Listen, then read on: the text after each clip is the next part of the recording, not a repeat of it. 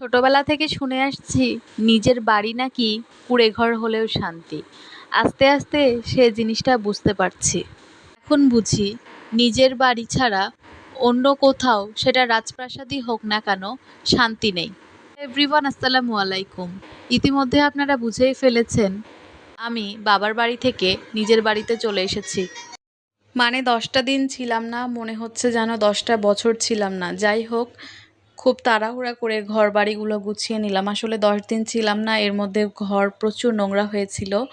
আর এর মধ্যে ঝড়ের মধ্যে বাসায় পানি ঢুকে গেছিল। আপনাদের ভাইয়াই সব কিছু পরিষ্কার করে রাখছে, তাও নিজের মতো করে সব কিছু গুছিয়ে পরিষ্কার করে রাখলাম। যেহেতু অনেকদিন বাসায় ছিলাম না আর সামনে ঈদ, তাই মোটামুটি মাছ মাংসর বাজারটা করে নিলাম। আমি মাছ মাংস সব কিছুই ধুয়ে ফ্রিজে রাখি, তাতে ময়লা দুর্গন্ধ হয় না, আবার রক্ত পড়ে যায় না। এজন্য ফ্রিজটা সবসময় পরিষ্কার থাকে। এইভাবে সব মাছ